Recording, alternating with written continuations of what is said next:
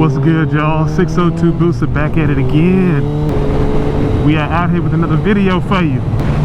And I know you guys, I know a lot of guys that watch my video, they ride on the street. I want you guys to be safe out there. But there's so many videos trying to tell you, what's up, bro?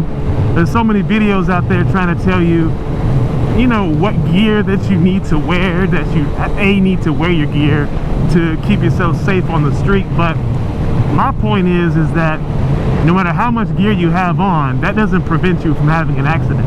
You can wear as much gear as you want, but that still doesn't mean that you can stop an accident from happening. So what I want to talk about real quick is steps that I take to help prevent an accident. Check it out.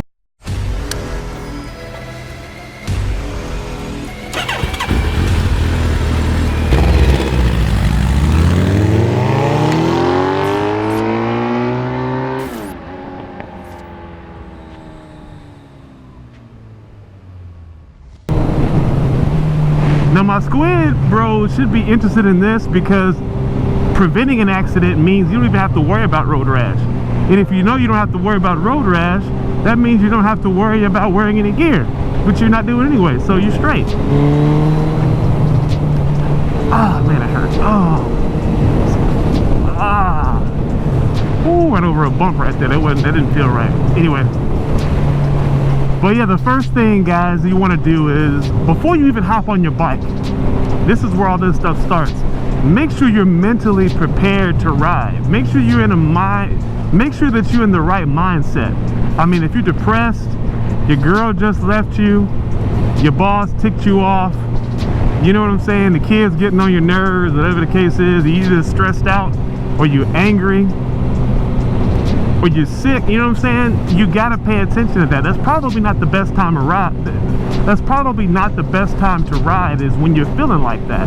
If you're sick, you're depressed, you're in pain, you know what I'm saying? You have an injury, you know, you can't operate, you know, your bike to the fullest degree, then maybe it's not a good time to ride.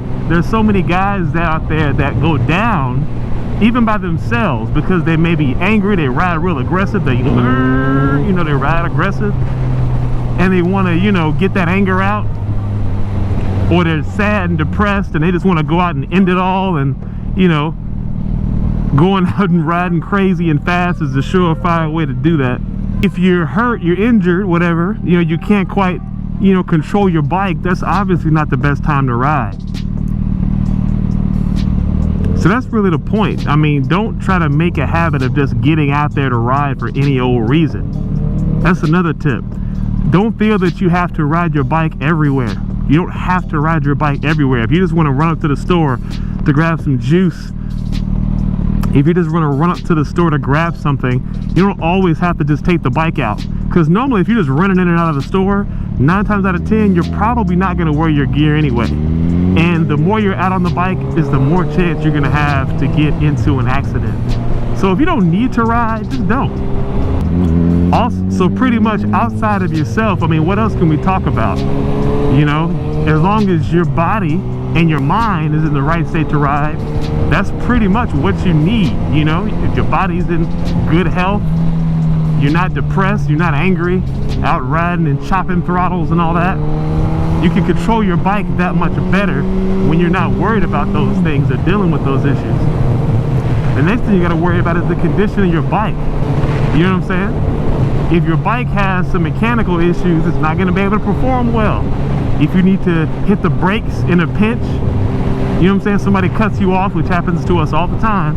Somebody cuts you off and you want to give the bike some good brakes. You know, if you want to slam on the brakes, and if your brakes aren't good, you know what's going to happen. Or if you're riding on ball tires and you hit the brakes, man, you're going to go slipping and sliding everywhere.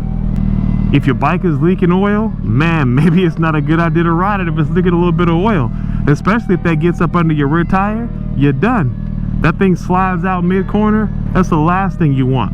And you wouldn't believe how many reports there are that shows that bikers are more involved in crashes caused by themselves than by other people. Some people think it's the other way around because that's all you hear about.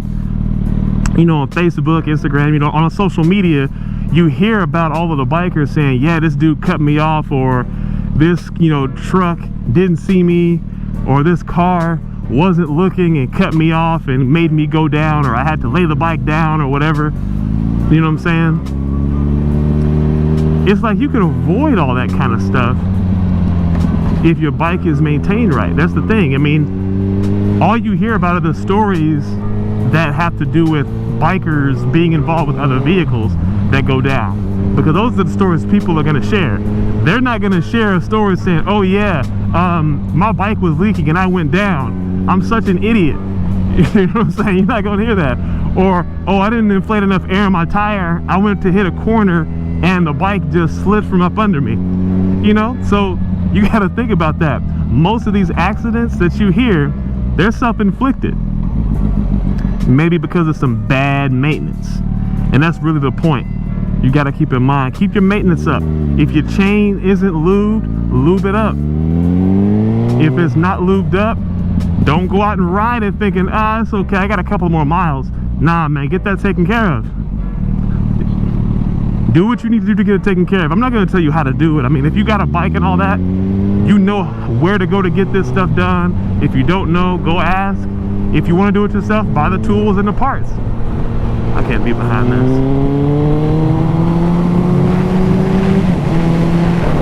It's not designed to protect you from every incident, or if somebody just doesn't see you and hits you. There's no way that you can prepare for that. It's impossible. You know what I'm saying? No matter how quick your reflexes are, if you don't see it coming, you don't see it coming. So the tips that I'm talking about are going to help you to avoid you, the rider, being the cause for the accident. And I can go all day long and I can talk about other different tips that you can, you know, other different tips that we can share to help you on the road to keep you safe from other vehicles. But that'll be for another video. But this time we're talking about just you as an individual, you by yourself in your own bubble. There's so much that you can do to help prevent yourself from getting into a wreck or from going down. And again, it all starts with your body and then your mind, and then it goes into maintaining the bike. Is really what it comes down to. If you control those three things, you could be a lot safer out here on these streets than you realize. Because trust me, it's not always the other car or the other, you know, bike that causes you to have an accident. It's not always the case. Sometimes we gotta just make a mistake. We gotta, you know, own up to our mistakes. Just say, you know what, my bad. And another thing too that a lot of riders gotta be careful of when it comes to them going down by themselves is trying to impress or trying to ride outside of their comfort zone. Like way outside. We're not talking about like a little bit. We're not talking about taking a corner maybe 5 or 10 miles faster than you normally do. We're talking about people that are, you know, riding real crazy, you know, trying to drag knee everywhere they go. I mean, they're trying to drag knee over here, making a right or making a left. It just makes no sense for somebody to do that. I mean, if you've got issues or if you're trying to improve on your riding, you just got to do that at the right time. There's a right time and place to improve on your riding. Being on here on the street with other, you know, with traffic is not the best place to do it. Push come to shove, if you can't afford to go to a track day, if you don't have the time to go to a track day to learn some skills, go to an abandoned parking lot. Go there. That's the place for you to be able to go and practice your skills. Or take a class. If you can't afford to take a class, you just may need to go to an open parking lot and just practice.